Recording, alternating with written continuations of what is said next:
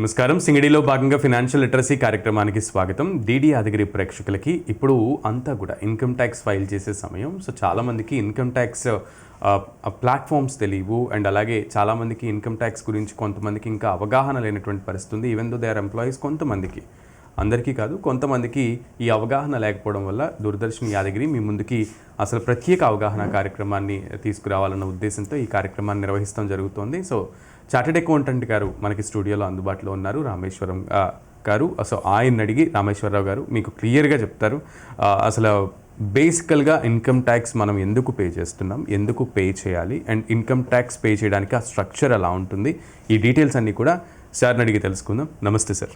Sir నమస్తే అండి. Sir, ఈ విషయంలో పర్టికులర్గా ఇన్కమ్ ట్యాక్స్ విషయంలో చాలామందికి అనేక కన్ఫ్యూజన్స్ ఉంటాయి. సో స్లాబ్స్ ఎలా ఉన్నప్పటికీ కూడా ఆ స్లాబ్స్ విషయంలో కొంతమేర క్లారిటీ వచ్చినప్పటికీ కూడా ఈవెన్ దో మనం ఇన్కమ్ ట్యాక్స్ రిటర్న్స్ అంటే ఇప్పుడు 12 lakhs వరకు ట్యాక్స్ ఫ్రీ ఇచ్చారు కదా ఇన్కమ్కి.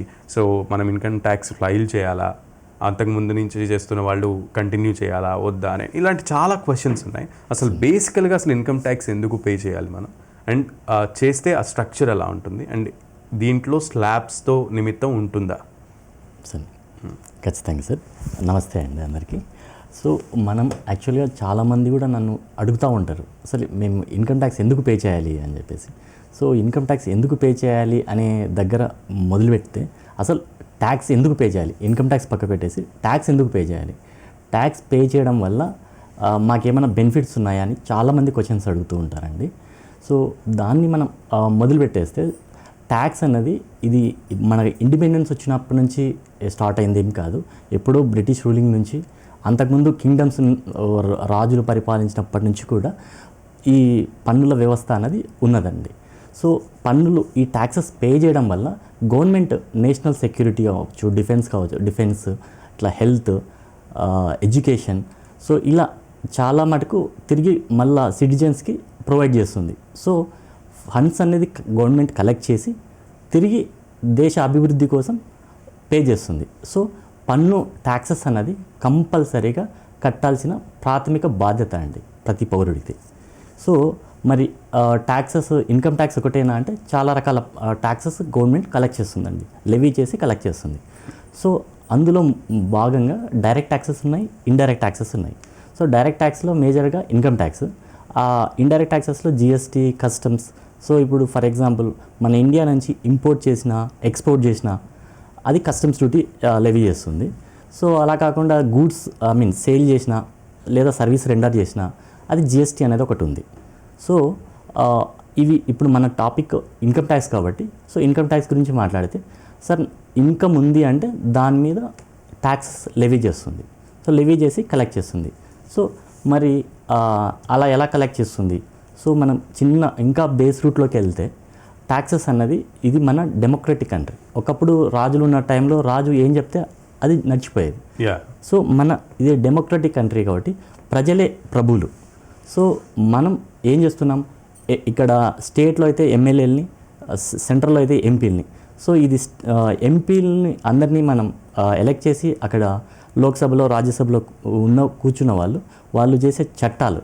సో ఆ చట్టాల నుంచి ఏదైనా ఇప్పుడు మన ఇండియాలో, భారత్లో యాజ్ ఎ డెమోక్రటిక్ కంట్రీ ఏది జరగాలన్నా కంపల్సరీగా ఒక చట్టం ద్వారానే జరుగుతుంది. ఈవెన్ ఇన్కమ్ ట్యాక్స్ లెవీ చేసి కలెక్ట్ చేసేది కూడా ఇన్కమ్ ట్యాక్స్ యాక్ట్ 1961 అనే ఒక చట్టం ద్వారానే ఇప్పటి వరకు జరుగుతుంది. ఇది ఫైనాన్షియల్ ఇయర్ 2025-26 వరకు కూడా.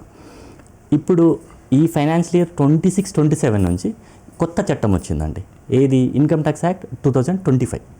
సో ఎందుకు చట్టం మార్చబడింది అంటే, చట్టాలు అన్నవి యాక్చువల్గా ఒక కొటేషన్ ఉందండి, law is born from society but not from books. So చట్టాలు అన్నవి సొసైటీ నుంచి సృష్టించబడ్డాయి తప్ప అంటే ఆ పుస్తకాల నుంచి మీరుగా రాసేసి ఇది చట్టం అని చేయట్లేదు. So act is the act of parliament. So లోక్సభలో బిల్ పెట్టేసి పాస్ చేశాక, రాజ్యసభలో బిల్ పెట్టి పాస్ అయ్యాక, ఆ రెండు సభలలో బిల్ పాస్ అయిన తర్వాత రాష్ట్రపతి గారు దాన్ని కన్సెంట్ ఇచ్చేస్తే, సైన్ పెట్టేస్తే ఇట్ బికమ్స్ యాక్ట్. సో ప్రస్తుతానికి ఇది బేస్ అండి. ఇన్కమ్ ట్యాక్స్ యాక్ట్ 1961 ఇప్పుడు మన ఫైలింగ్ సీజన్ ఫైనాన్షియల్ ఇయర్ 2025-26 సంబంధించింది కాబట్టి అవును. సో ఇది ఈ ఫైనాన్షియల్ ఇయర్కి 1961 యాక్టే అప్లికబుల్. సో ఇది క్లియర్ అండి. సో గవర్నమెంట్ ఎందుకు కలెక్ట్ చేస్తుంది ఏంటి అంతా క్లారిటీగా ఉంది. సార్ ఎగ్జాక్ట్లీ ఈ విషయంలో సార్ పర్టికులర్గా ఒక చిన్న ప్రశ్న ఏంటంటే, ఇప్పుడు మనం 2025-26 ఫైలింగ్ గురించి మాట్లాడుకుంటున్నాం కాబట్టి అప్పటికి ఇప్పటికి అంటే గతంలో ఉన్నదానికి ఇప్పటికీ ఉన్నటువంటి వ్యత్యాసాలు ఏంటి, ఆ డిఫరెన్సెస్ ఏంటి, అవి కనుగొనగలిగినవేనా లేదంటే ఏమైనా కొత్త ఉన్నాయా? ఉన్నాయండి. సో ఇప్పుడు న్యూ రెజ్యూమ్ ఓల్డ్ రెజ్యూమ్ అని వచ్చాయి. అవి డీటెయిల్డ్గా ఇంకాస్త ముందు మాట్లాడదాము. సో మీరు అన్నట్టుగా ప్రస్తుతానికి ఇంకా బేసిక్గా మాట్లాడితే అంటే మనం ఇందాక టాపిక్లో ఇన్కమ్ మరి ఇన్కమ్ ఉంది, నేను ట్యాక్స్ పే చేయాలి. సో మరి ఇన్కమ్ అంటే ఏంటి? సో బేసిక్గా శాలరీ వచ్చింది ఇన్కమ్ అండి. అంటే 5 హెడ్స్గా ఇన్కమ్ ట్యాక్స్ డివైడ్ చేసేసి. సో ఒకటి ఇన్కమ్ ఫ్రమ్ శాలరీ, లేదు మాకు ప్రాపర్టీ ఉందండి, హౌస్ ప్రాపర్టీ ఉంది, దాని నుంచి నాకు రెంటల్ ఇన్కమ్ వస్తుంది, rental income from house property. So second head. Next వచ్చేసి నేను బిజినెస్ చేస్తాను, so even business income taxable. So business income. లేదు ఒక చార్టర్డ్ అకౌంటెంట్ అవ్వచ్చు, ఒక లాయర్ అవ్వచ్చు, ఒక డాక్టర్ అవ్వచ్చు, వీళ్ళు ప్రొఫెషన్స్. సో వీళ్ళ ప్రొఫెషన్ నుంచి ఒక సినిమా ఆర్టిస్ట్ అవ్వచ్చు, వీళ్ళంతా ప్రొఫెషన్స్. సో వీళ్ళకి వచ్చే income business are profession. Next నాకు ఒక ప్రాపర్టీ ఉందండి. సో నాకు ప్రాపర్టీ ఉంది, ఇది ఇమ్మూవబుల్ ప్రాపర్టీ ఎగ్జాంపుల్కి. సో నేను ఆ ప్రాపర్టీ నేను ఎప్పుడో ఒక 5 years బ్యాక్ కొన్నాను, నేను తిరిగి అమ్మాను. సేల్ చేయడం వల్ల దీని నుంచి నాకు ఒక ప్రాఫిట్ గెయిన్ వస్తుంది. సో ఇది క్యాపిటల్ గెయిన్ కింద వస్తుంది. So income from salary income, rental income, business are profession and capital gain. So ఇక్కడ ఇవి కాకుండా నాకు బ్యాంక్లో ఎఫ్డి చేశాను, లేదా నాకు లాటరీ తగిలింది, సో నెక్స్ట్ డివిడెంట్ ఇన్కమ్ వచ్చింది, ఇలా ఎనీ అదర్ ఇన్కమ్. సో ఇలా 5 headsగా అవుతుంది. సో ఇది ఇన్కమ్ అండి. సో నాకు ఇలా ఇన్కమ్ వచ్చి ఈ 5 headsలో కూడా డిడక్షన్స్ చాలా క్లియర్గా డిఫరెన్సెస్ ఉంటాయి కదా? అవును సార్. సో అవి ఎలా ఉంటాయి? సో ఇప్పుడు ఇన్కమ్తో పాటు డిడక్షన్స్ ఉన్నాయండి. అయితే ఇది ఓల్డ్ స్కీమ్లో, న్యూ స్కీమ్లో డిడక్షన్స్ చాలా రేర్గా ఉన్నాయి. ఓకే. సో ఇప్పుడు మనం old scheme new scheme start చేసే కంటే ముందు ఇప్పుడు ట్యాక్సబుల్ ఇన్కమ్ క్లారిటీగా ఉంది. సార్ నాకు ప్రతి ఇన్కమ్ ట్యాక్సబులేనా? లేదండి, ఎగ్జామ్ట్ ఇన్కమ్ కూడా ఉన్నాయి. ఎగ్జాంపుల్కి అగ్రికల్చర్ ఇన్కమ్. సో ఇండియాలో ల్యాండ్ ఉంది, మోస్ట్ ఇంపార్టెంట్, ఇండియాలోనే ల్యాండ్ ఉంది.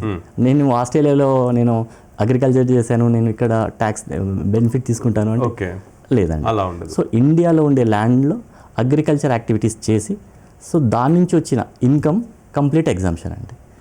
నెక్స్ట్ అలా కాదు, నాకు ల్యాండ్స్ ఉన్నాయి, నేను వ్యవసాయం చేయలేకపోతున్నాను, నేను ఎవరికైనా రెంట్కి ఇచ్చాను, ఐ మీన్ కౌలుకి ఇచ్చాను, సో నాకు కౌలు ఇన్కమ్ వచ్చింది, కౌలు ఆదాయం వచ్చింది, అది ట్యాక్సబుల్ అంటే లేదు, అది ఎగ్జామ్షన్. ఓకే. సో అగ్రికల్చర్ అన్నది చాలా మోస్ట్ ఇంపార్టెంట్ కాబట్టి మనకు మినహాయింపు ఉందండి, ఎగ్జామ్టెడ్ ఇన్కమ్. ఓకే. అవి కాకుండా కొన్ని సర్వీస్ సెక్టార్స్కి కూడా ఈ ఎగ్జామ్షన్స్ అనేవి వర్తిస్తాయా? లైక్ డివోషనల్ కానీ లేదంటే ఆ కైండ్లో? లేదండి, మ్యాజిస్ట్రీస్కి కానీ అది ట్యాక్సబులే, కానీ మళ్ళీ ఏమంటారు కొన్ని కండిషన్స్ సాటిస్ఫై అయినప్పుడు మాత్రమే ఎగ్జామ్షన్ ఇస్తుంది. మనం స్టేట్ అవే ఎగ్జామ్షన్ అని చెప్పడానికి లేదు. ఓకే. ఇంకా కొన్ని ఉన్నాయండి, ఇప్పుడు ఎల్ఐసి కావచ్చు, 1010Dలో ఇలా ఒక లిస్ట్ చాలా ఉన్నాయి. సో అవి స్పెసిఫైడ్ కండిషన్స్ సాటిస్ఫై అయినప్పుడు మాత్రమే ఎగ్జామ్షన్ ఉన్నాయి. ఓకే. సో సార్ అయితే ఈ విషయంలో పర్టికులర్గా ఈ ఎంప్లాయీస్ ఉంటారు, కొంతమంది ఇన్సూరెన్స్ తీసుకుంటారు, బిజినెస్ మ్యాన్లు ఉంటారు, కొంతమంది ఈఎంఐస్ మీద కొన్ని లోన్స్ తీసుకునే అవకాశం ఉంటుంది. వీటిని ఈ ఇన్కమ్ ట్యాక్స్ ఫైల్ చేసేటప్పుడు వీటిని డిడక్షన్స్ కింద చూపిస్తూ ఉండే అవకాశం ఉంటుంది కదా, అంటే మీన్ సమ్ ట్యాక్స్ రిడమ్షన్స్ పొందేటువంటి అవకాశం ఉంటుంది అనే రకంగా ఇదివరకు చూసేటవాళ్ళు. ఆ పరిస్థితి ఇప్పుడు కూడా ఉంటుందా? ఖచ్చితంగా సార్. మనం ఫస్ట్ ఇప్పుడే మాట్లాడేద్దాం. యాక్చువల్గా new scheme, old scheme. So new స్కీమ్లో వచ్చేసి మనకి మ్యాక్సిమం డిడక్షన్స్ లేవండి, మ్యాక్సిమం డిడక్షన్స్ లేవు. బట్ ట్యాక్స్ అనేది ట్యాక్స్ స్లాబ్స్ చాలా రెగ్యులర్గా ఉన్నాయి. చాలా మన ఐటీ ఫైల్ చేసే వాళ్ళకి చాలా తగ్గిపోయింది. బట్ వేరేస్ ఓల్డ్ స్కీమ్లో మనకు ఇంట్రెస్ట్ ఆన్ హౌసింగ్ లోన్ కావచ్చు, ఎల్ఐసి పే చేస్తే 80C కింద కావచ్చు, మెడికల్ ఇన్సూరెన్స్ పే చేస్తే 80D కింద అవ్వచ్చు, డొనేషన్స్ ఇస్తే 80G కింద కావచ్చు. సో లేదు ఇప్పుడు మనకి ఎలక్ట్రిక్ వెహికల్స్ని ప్రమోట్ చేస్తున్నారు కాబట్టి ఎలక్ట్రికల్ వెహికల్ తీసుకుంటే దాని మీద ఇంట్రెస్ట్ పేమెంట్ అవి మినహాయింపులు దొరుకుతున్నాయి. లేదా హైయర్ ఎడ్యుకేషన్ కోసం తీసుకున్న లోన్ మీద. సో ఇవన్నీ మనకు ఓల్డ్ స్కీమ్లో మాత్రమే దొరుకుతాయి. కానీ ట్యాక్స్ ఇప్పుడు మళ్ళీ చాలామంది అడుగుతూ ఉంటారు, ఏది బెటరు, నాకు ఇది బెటరా, ఓల్డ్ స్కీమ్ బెటరా, న్యూ స్కీమ్ బెటరా అని. సో ఓల్డ్ స్కీమ్ అన్నది చాలా మినహాయింపులు ఉంటాయి. ఐ మీన్ డిడక్షన్స్ అన్నీ చాలా ఉంటే అప్పుడు ఓల్డ్ స్కీమ్ బెటర్ అవుతుంది. లేదంటే ఇన్కమ్ న్యూ స్కీమ్ బెటర్ అవుతుంది. సార్, అయితే జనరల్గా పాన్ కార్డ్ అనేది ఇప్పుడు అందరికీ కూడా మ్యాండేటరీ అయినటువంటి అంశం. సో పాన్ కార్డ్ ఎందుకు అవసరం అనే క్వశ్చన్ నేను అడిగితే అది కొంచెం చమత్కారంగా ఉన్నప్పటికీ కూడా కొంచెం బాధ్యతాయుతంగా ఆన్సర్ ఇస్తారని కోరుకుంటున్నా. ఖచ్చితంగా సార్. పాన్ అన్నది పర్మనెంట్ అకౌంట్ నెంబర్. సో నాకు చాలా సింపుల్గా చెప్తే అసలు పాన్ ఎందుకు అంటే, మనం ఇన్కమ్ ట్యాక్స్ రిటర్న్స్ సబ్మిట్ చేయడానికి ఇప్పుడు కానీ ఏ విషయంలో అయినా సరే ఏదైనా ట్రాన్సాక్షన్ చేసినప్పుడు కానీ పాన్ కోడ్ చేయమంటుంది. పాన్ ఇట్ ఈజ్ లైక్ ఎట్లా అంటే, స్కూల్లో ఒక స్టూడెంట్ ఐడి ఉన్నట్టు, ఒక పేషెంట్కి హాస్పిటల్లో పేషెంట్ ఐడి ఉన్నట్టు, ఇన్కమ్ ట్యాక్స్లో మనం it's a unique identification number అండి. ఇట్స్ ఏ ఆల్ఫా న్యూమరిక్, అంటే ఆల్ఫాబెట్స్ నంబర్తో ఒకరికి అలాట్ అయిన పాన్ నెంబర్ ఇంకొకరికి అలాట్ అవ్వదు. ఓకే. సో ఇంకొక పాయింట్ యాడ్ చేస్తే ఇక్కడ, ఒక వ్యక్తి 2 పాన్ కార్డ్ ఒకటి మించి అంటే 2 లేదా అంతకు మించి పాన్ నంబర్స్ హోల్డ్ చేయడం అనేది క్రైమ్ అండి. కానీ ఇప్పుడు చాలా మందికి డూప్లికేట్ ప్యాన్స్ ఉంటున్నాయి, మల్టిపుల్ నెంబర్స్ ఎటైనవి ఉంటున్నాయి వాళ్ళ మీద అని అంటున్నారు. సో వాటిని అవి ఎలా తెలుస్తాయి యాక్చువల్లీ? అంటే ఇప్పుడు ఒక పర్సన్ మీద ఇన్ని ప్యాన్స్ ఉన్నాయి అనేది ఆ పర్సన్కి కాకుండా బయట వాళ్ళకి ఎలా తెలిసే అవకాశం ఉంటుంది? బయట వాళ్ళకి తెలియకపోవచ్చు అండి, బట్ ఇన్కమ్ ట్యాక్స్కి అవగాహన ఉంటుంది. సో ఇప్పుడు ఆధార్ అన్నది ఒకటి వచ్చిన తర్వాత పాన్ ఆధార్ లింకేజ్ కంపల్సరీ చేసింది. సో ఇలా లింక్ చేసినప్పుడు ఆధార్ కార్డ్ అయితే కంపల్సరీగా 2 ఉండే సందర్భం లేదు. సో పాన్ ఆధార్ లింక్ అయినప్పుడు మిగతా పాన్స్ ఆటోమేటిక్గా డియాక్టివేట్ అయిపోతున్నాయండి. బట్ ఇది ఏదైనా తెలిస్తే ఆ పర్సన్కి ఇమీడియట్గా దాన్ని సరెండర్ చేయడం మంచిది. ఎస్. అయితే ఈ ఇన్కమ్ ట్యాక్స్ విషయంలో ఎవరు కట్టాలి, ఎవరు eligible, and income tax returns గురించి కూడా మనం మాట్లాడుకుంటే, ఇన్కమ్ ట్యాక్స్ రిటర్న్స్ అనేది ట్యాక్స్ పే చేయడమేనా? ఎగ్జాక్ట్లీ. ఆ డౌట్స్ని క్లారిఫై. Super sir. సో మనం ఇందాక మాట్లాడుకున్నాం కదా 5 హెడ్స్ ఆఫ్ ఇన్కమ్. ఈ ట్యాక్సబుల్ ఇన్కమ్ అంతా నేను ఎలా క్యాలిక్యులేట్ చేయాలి, అసలు ఎప్పటి నుంచి క్యాలిక్యులేట్ చేయాలి? Particular period. Exactly, period. So period అన్నప్పుడు మనకు జనరల్గా ఇయర్ అంటే క్యాలెండర్ ఇయర్ ఉంది. సో జనవరిలో స్టార్ట్ అయ్యి డిసెంబర్లో ఎండ్ అవుతుంది. నెక్స్ట్ అకాడమిక్ ఇయర్ ఉంది. ఇలా ఫినాన్షియల్ ఇయర్ మనకు 1 ఏప్రిల్లో స్టార్ట్ అయ్యి, ఇది చాలా మందికి అవగాహన లేదు అసలు ఏప్రిల్ ఎందుకు స్టార్ట్ అవుతుంది, ఇది ఎప్పటి నుంచో అలా వస్తుంది. అండ్ చట్ట ప్రకారం కూడా 1 ఏప్రిల్లో స్టార్ట్ అయ్యి 31 మార్చ్కి నెక్స్ట్ ఇయర్ 31 మార్చ్కి ఎండ్ అయ్యేదాన్ని ఫినాన్షియల్ ఇయర్ అంటారు. సో ఈ ఫినాన్షియల్ ఇయర్లో కంప్లీట్గా ఏమవుతుంది, మన టోటల్ ఇన్కమ్ ఏంటి, నాకున్న ఇన్కమ్ ఏంటి, అవన్నీ క్యాలిక్యులేట్ చేసుకొని ఇమీడియట్గా సో నాకు ఎంత ట్యాక్స్ ఇప్పుడున్న స్కీమ్ ప్రకారం, ఓల్డ్ స్కీమా న్యూ స్కీమా, ఆ ప్రకారం 2 క్యాలిక్యులేట్ చేసుకొని సో ఏది ఆ వ్యక్తికి బెనిఫిషియల్గా ఉందో, ఐ మీన్ బెనిఫిషియల్ అంటే తక్కువ ట్యాక్స్ ఏది వస్తుందో అది చూసుకొని ట్యాక్స్ పేమెంట్ చేయాలి. సో ట్యాక్స్ పేమెంట్ చేయాలి, దాంతోపాటు ఇన్కమ్ ట్యాక్స్ రిటర్న్ సబ్మిట్ చేయాలి. సో నేను ఏ ఇన్కమ్ ట్యాక్స్ రిటర్న్ ఫైల్ చేయాలి? సో యాక్చువల్గా మనకు ITR 1 to ITR 7, 1 to 7 type of returns ఉన్నాయండి. సో మేజర్గా ఇండివిజువల్కి అంటే ఒక పర్సన్కి, ఇండివిజువల్కి, మళ్ళీ పర్సన్ అంటే ఇన్కమ్ ట్యాక్స్లో చాలా డెఫినేషన్ ఉంది. సో ఒక వ్యక్తికి, సో ఆ వ్యక్తి అంటే తను మేల్ అవ్వచ్చు, ఫీమేల్ అవ్వచ్చు, సీనియర్ సిటిజన్ అవ్వచ్చు, ఇండివిజువల్. ఎగ్జాక్ట్లీ.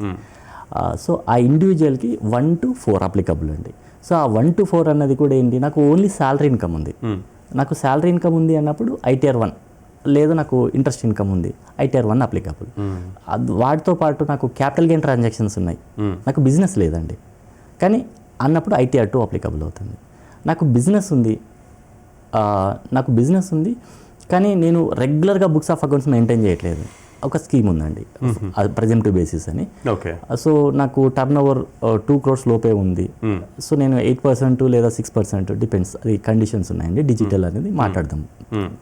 సో ఈ విషయంలో ITR 4 ఫైల్ అవుతుంది. అలా కాదు నేను రెగ్యులర్గా ఉన్నాను అంటే ITR 3 బిజినెస్, అంటే సింపుల్గా బిజినెస్ ఉంటే ITR 3 ITR 4. ఓకే. లేదు అండి అంటే ITR 1 ITR 2. ఓకే. అలా కాదు నేను ఒక పార్ట్నర్షిప్ బిజినెస్లో నేను ఉన్నాను, నా పార్ట్నర్షిప్కి ఏది ఫైల్ అవ్వాలంటే ITR 5. ఒక చిన్న డౌట్ వచ్చింది, అదేంటంటే యాక్చువల్లీ ఇప్పుడు 12 lakhs లోపు వాళ్ళు ఈ ITR ఫైల్ చేయాల్సిన అవసరం ఉందా? చాలా మంచి ప్రశ్న అడిగారండి. ఎందుకంటే ఇది నేను చాలా డే టు డే యాక్టివిటీలో నేను చాలా మందితో నాకు వస్తున్న ప్రశ్న ఇది. సో మీ ద్వారా అందరికీ చెప్తాను. ఎందుకంటే అంతకుముందు 6 to 7 lakhs తర్వాత లేదంటే 5 to 5 lakhs అబోవ్ వాళ్ళు ఖచ్చితంగా ఈ ITR అనేది ఫైల్ చేసేటోళ్ళు. కానీ ఈ మధ్య ఇప్పుడు కొత్తగా వచ్చిన నిర్ణయాల మేరకు స్లాబ్ రిడమ్షన్స్ వచ్చేసిన తర్వాత 12 lakhs లోపు వాళ్ళకి ట్యాక్స్ ఫ్రీ చేసిన తర్వాత ఈ డౌట్స్ అనేవి చాలా సహజంగా అయిపోయినాయి. అండ్ 12 lakhs లోపు ఉన్న ఇన్కమ్ వాళ్ళు ఇన్కమ్ ట్యాక్స్ కట్టవసరం లేదు కదా అని చెప్పి ITR ఫైల్ చేయడం మానేయకూడదు కదా. ఆ విషయాన్ని మీరు చెప్పాలి, అంటే ఎందుకు అనేది నేను తెలుసుకోవాలనుకుంటున్నాను. సో మనం for time being new resume గురించి మాట్లాడుకుందాం. సో నాకు న్యూ రెజ్యూమ్లో 4 lakhs లోపు ఉంటే పే చేయక్కర్లా, ఏది ట్యాక్స్ పే చేయక్కర్లా. 4 lakhs అండ్ అబవ్ ఉన్న, ఈవెన్ 12 lakhs లోపు ఉన్న నేను ట్యాక్స్ పే చేయక్కర్లా. కానీ 4 lakhs అండ్ అబవ్ ఉండి 12 lakhs లోపు ఉంది కదా, కానీ ఇన్కమ్ ట్యాక్స్ ఫైలింగ్ అన్నది సబ్మిషన్ కంపల్సరీ అండి, ఖచ్చితంగా సబ్మిట్ చేయాలి. ఇన్కమ్ ట్యాక్స్ అన్నది మినహాయించింది, ట్యాక్స్ పేమెంట్ నుంచి మినహాయించింది కానీ ఫైలింగ్ నుంచి మినహాయించలేదు. సో 4 lakhs అండ్ అబవ్ ఉంటే కంపల్సరీగా ఇన్కమ్ ట్యాక్స్ ఫైలింగ్ అనేది సబ్మిట్ చేయాలి. ఓకే. సో ట్యాక్స్ పేమెంట్ చేయాలా లేదా అన్నది సెకండరీ, బట్ ఫైలింగ్ మాత్రం కంపల్సరీ. ఓకే. అండ్ ఫైలింగ్ చేసిన తర్వాత ఇన్కమ్ ట్యాక్స్ రిఫండ్ అనేది ఒకటి వస్తూ ఉంటుంది. అది ఎందుకు వస్తుంది? అది అసలు దేనికి సంకేతం? చాలా మంచి ప్రశ్న అండి. ఇప్పుడు మనం ఇందాక అనుకున్నట్టు 5 heads ఆఫ్ ఇన్కమ్లో అప్లికబుల్ మనకి ఉన్న ఇన్కమ్ అంతా క్యాలిక్యులేట్ చేసుకున్నాం ఈ ఫైనాన్షియల్ ఇయర్లో. సో నాకేమైనా ఓల్డ్ స్కీమ్లో ఉంటే డిడక్షన్స్ తీసుకున్నాం, లేదు నేను న్యూ స్కీమ్లో వెళ్ళాను అంటే తీసుకున్నాం. సో మన ఇన్కమ్ క్యాలిక్యులేట్ చేసిన తర్వాత ట్యాక్స్ ఎంత వస్తుందో క్యాలిక్యులేట్ చేసుకుంటాం. సో ట్యాక్స్ వచ్చిన తర్వాత ట్యాక్స్ పేమెంట్ ఏదైనా చేయాలి అంటే సెల్ఫ్ అసెస్మెంట్ ట్యాక్స్ అంటారు. So self assessment tax pay చేసి ఇన్కమ్ ట్యాక్స్ రిటర్న్ని సబ్మిట్ చేయడం ఒక పద్ధతి. అప్పటికే ఇప్పుడు TDS అనేది ఒక ప్రొవిజన్స్ ఉన్నాయండి. నేను అదే అడుగుదాం అనుకుంటున్నాను, యాక్చువల్లీ TDS అంటే ఏంటి, దీని గురించి కూడా చెప్పండి. సో గవర్నమెంట్ ఇప్పుడు రిటర్న్ సబ్మిషన్ ఒక అవగాహన వచ్చేసింది ITR 1. సో మన ఇన్కమ్కి ఏది ఉందో ఆ ఇన్కమ్ తగ్గట్టుగా మనం ITR రిటర్న్స్ ఫైల్ చేయాలి. సో ట్యాక్స్ పేమెంట్ అనేది గవర్నమెంట్ ఎలా కలెక్ట్ చేస్తుంది అంటే, ఒకటి వాలంటరీగా, అంటే మొత్తం ఇయర్ ఎంత అయిపోయిన తర్వాత ట్యాక్స్ పేమెంటే ట్యాక్స్ క్యాలిక్యులేట్ చేసుకొని అది ఏమంటారు, ఆ వ్యక్తి తనంతకు తాను కట్టే ట్యాక్స్ని సెల్ఫ్ అసెస్మెంట్ ట్యాక్స్ అని అంటారు. సో అది ఒక పద్ధతి.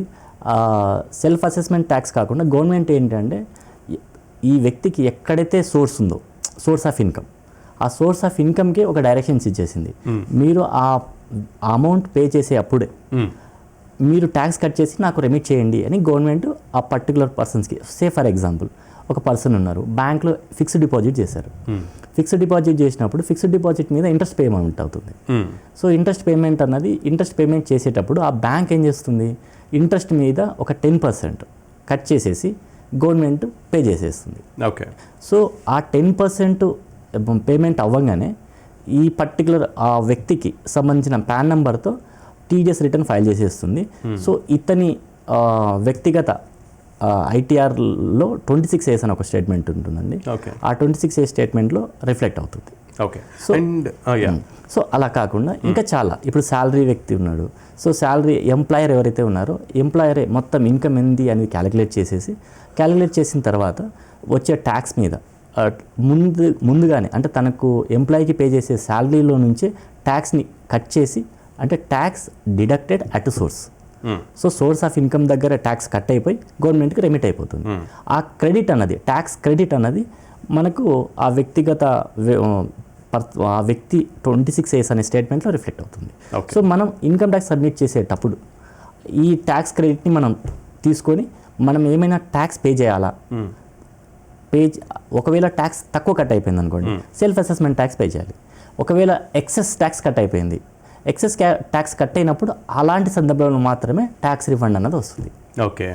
అండ్ ఇంకొకటి, ఈ విషయంలో ఎవరు ఎక్కువ ట్యాక్స్ కట్టాలి అండ్ దీని గురించి చాలామంది యాక్చువల్గా ఇన్కమ్ ట్యాక్స్ విషయంలో ఎందుకు కట్టాలి ఎక్కువ అని చాలామంది హైడింగ్స్ చేస్తూ ఉంటారు. హైడింగ్ అనేది చాలా అండ్ అది నేరం యాక్చువల్లీ. సో నేను ఎందుకు గవర్నమెంట్కి ఇంతకు మించి ట్యాక్స్ కట్టాలి అనేటువంటి ఒక స్వార్థం నేరం కింద పరిగణించబడుతుంది. బట్ అలా నేరం చేస్తున్న వాళ్ళు ఎంతోమంది ఉన్నారు. మొన్నటిదాకా చాలామంది ఉన్నారు, ఇప్పుడు కొంత తగ్గినటువంటి పరిస్థితి ఉంది పర్సంటేజ్. సో బట్ కాకపోతే ఆ విషయంలో మేము దొరకం, ఇంటి దొంగని ఈశ్వరుడైనా పట్టలేడు అన్నట్టుగా మేము దొరకలేవులే అని సేఫ్ గార్డింగ్ థింగ్స్ మీరు చాలామందిని చూస్తూనే ఉండుంటారు. నాకు తెలిసి మీ దగ్గరికి చాలామంది ఇలా వస్తూనే ఉండుంటారు. నేను ఇంత తక్కువ కట్టాలంటే ఏం చేయాలి, ట్యాక్స్ తక్కువ పడాలంటే ఏం చేయాలి అని మిమ్మల్ని కన్సల్ట్ చేస్తూ ఉంటారు. అటువంటి వాళ్ళకి మీరు ఇచ్చే సజెషన్స్ ఏంటి? And is it possible nowadays అది సాధ్యమేనా? లేదండి, ఎప్పుడు కూడా అలా దాచడానికి లేదు. దాచడం అన్నది ఖచ్చితంగా చట్టరీత్యా నేరం. సో నేను అడిగే వాళ్ళు చాలా తక్కువ మంది అండి. బట్ అడిగిన ఆ తక్కువ మైనారిటీ పర్సన్స్ కూడా చాలా తక్కువ, ఒక 100లో ఒక 5-6 మెంబర్స్ కంటే నన్ను అడిగిన వాళ్ళు లేరు. బట్ అడిగినా కూడా మీకు ఇన్కమ్ ఉంది అంటే కంపల్సరీగా ట్యాక్స్ పే చేయాలి. సో నీకు ఇన్కమ్ ఉండి దాచుకున్నా కూడా it becomes black money. So నేను ఇంత సంపాదించాను అని చెప్పేసి ధైర్యంగా బయటికి వెళ్ళి చెప్పలేను, అంటే ఫైనాన్షియల్ క్రెడిబిలిటీ ఉండదు. సో ఫైనాన్షియల్ క్రెడిబిలిటీ లేనప్పుడు మీరు ఎంత సంపాదిస్తే ఉపయోగం ఏంటి? అయితే ఫైనల్గా July 31st ఈ ఇన్కమ్ ట్యాక్స్ రిటర్న్స్ ఫైలింగ్ అనేది July 31st. ఈ మధ్యలో ఒక చిన్న కరెక్షన్, అదే మీరు చిన్న అడిషన్. మీరు అన్నది కరెక్టే. సో చార్ట్ అకౌంటెంట్స్ అనేవాళ్ళు ట్యాక్స్ ప్లానింగ్ ఇవ్వగలుగుతారు. ట్యాక్స్ ఎవేట్ చేయండి, ట్యాక్స్ని ఎగ్గొట్టండి అని ఎవరు ఎంకరేజ్ చేయరు. సో ట్యాక్స్ ప్లానింగ్ అంటే ఏంటి అంటే చట్టంలో ఉన్న, ఇప్పుడు మీరు అన్నారు ఒక యాక్చువల్లీ ఆ ప్లానింగ్ కూడా అందరికీ తెలిసి ఉండాలి. ఎగ్జాక్ట్లీ చిన్న చిన్న మిస్టేక్స్ వల్ల కొన్ని లక్షలు లాస్ అయ్యే పరిస్థితి ఉంటుంది. సో ఆ ప్లానింగ్ మీరే ఇవ్వాలి. చిన్న ప్లానింగ్ అండి. ఇప్పుడు న్యూ డిడక్షన్లో న్యూ రెజ్యూమ్లో డిడక్షన్స్ లేవు అన్నది చాలా మందికి తెలుసు. కానీ ఎన్పిఎస్ స్కీమ్ అనేది ఒకటి ఉంది. సో ఎవరైనా శాలరీ ఇవ్వాలి, ఎన్పిఎస్ స్కీమ్లో ఎంప్లాయర్ ఏదైనా పేమెంట్ చేస్తే సో అక్కడ ఒక మినహాయింపు దొరుకుతుంది. సో ఇలాంటివి ఇలా చేసుకోండి అని చెప్పేసి చట్టంలో ఉన్న అవకాశాన్ని దాన్ని పెట్టి చేయడానికి ట్యాక్స్ ప్లానింగ్ మీరు తెలియజేస్తారు. Right sir, thank you so much. అయితే లాస్ట్ బట్ వన్ క్వశ్చన్తో మిమ్మల్ని నేను ఈ కాన్సెప్ట్ని ముగిస్తాను. యాక్చువల్లీ July 31st వరకు మనం ట్యాక్స్ ఫైలింగ్ అనేది లాస్ట్ అవ్వబోతోంది ఫస్ట్ వాళ్ళకి. సో అండ్ August 31st వాళ్ళకి కూడా 31st వరకు కూడా కొంతమందికి అవకాశం ఉంది. ఈ వ్యత్యాసం చెప్పండి, దీని గురించి మనం బ్రీఫ్గా ఇంకొక ఎపిసోడ్లో చర్చించుకుందాం. ఖచ్చితంగా. నాకు బిజినెస్ ఇన్కమ్ లేదు, నాకు ఓన్లీ శాలరీ ఇన్కము లేదా అదర్ ఇన్కమ్ ఉన్నాయి. సో యాక్చువల్గా లాస్ట్ ఇయర్ వరకు కూడా July 31st అనేది యాక్ట్లో ఉన్న డ్యూ డేట్ అండి. ఓకే. సో July 31st వరకు non tax audit cases even salaried employees కూడా అందరికీ. సో బిజినెస్ ట్యాక్స్ ఆడిట్ ఉండాలి అంటే more than 1 crore turn over ఉండి, సో వాళ్ళ బుక్స్ ఆఫ్ అకౌంట్స్ ఒక చార్ట్ అకౌంటెంట్తో ఆడిట్ చేయించాలి అనే కేసెస్ మాత్రం September 30, October 31st ఇవి ఆడిట్కి, September 30 రిటర్న్ ఫైలింగ్కి October 31st వరకు ఉండేది. బట్ మిగతా అందరికీ July 31st అనేది కామన్గా ఉండేది. కానీ ఈ సంవత్సరం అంటే లైక్ ఫైనాన్షియల్ ఇయర్ 25-26 ఫైలింగ్కి ఇప్పుడు మనకి July 31st బిజినెస్ ఇన్కమ్ లేకపోతే July 31st లాస్ట్ డేట్ అండి. లేదు నేను నాన్ ట్యాక్స్ ఆడిట్, నాకు ట్యాక్స్ ఆడిట్ అక్కర్లేదు, నేను కానీ చిన్న బిజినెస్ చేస్తున్నాను అనే వాళ్ళకి August 31st వరకు డెడ్ లైన్ ఉంది. Okay, thank you so much. దీని గురించి ఇంకా బ్రీఫ్గా చర్చించుకుందాం ఇంకొక ఎపిసోడ్లో. ఇది సింగిడిలో భాగంగా ఫినాన్షియల్ లిటరసీ కార్యక్రమంలో ఇన్కమ్ ట్యాక్స్ యొక్క బేసిక్ ఇన్ఫర్మేషన్. సో ఫైలింగ్ సమయం వచ్చిన క్రమంలో అందరూ కూడా ఆ ప్లానింగ్కి సంబంధించి చాలామంది చార్టెడ్ అకౌంటెంట్లని అప్రోచ్ అవుతూ ఉంటారు. వాళ్ళు పర్టికులర్ స్ట్రక్చర్ని మీకు ఎలాబొరేటెడ్గా చెప్తూ మీరు ఎక్కడ ట్యాక్స్ రిడక్షన్స్ని పొందే అవకాశం ఉంటుంది, ఎక్కడ మీరు గవర్నమెంట్ స్కీమ్స్ని లబ్ధి పొందేటువంటి అవకాశం ఉంటుంది అనే విషయాలన్నింటినీ కూడా క్లుప్తంగా వివరంగా చెప్పే ప్రయత్నం చేస్తారు. కాబట్టి నేను ఈరోజు స్టూడియోకి ఒక చార్టెడ్ అకౌంటెంట్ని, సీనియర్ చార్టెడ్ అకౌంటెంట్ని మీ ముందుకు తీసుకొచ్చాను. సో ఆయన చెప్పిన విషయాలన్నీ, సలహాలు, సూచనలన్నీ మీకు ఉపయోగపడతాయని నేను భావిస్తున్నాను. ఇది ఇవాల్టి కార్యక్రమం. మరో కార్యక్రమంతో మళ్ళీ కలుద్దాం. నమస్కారం.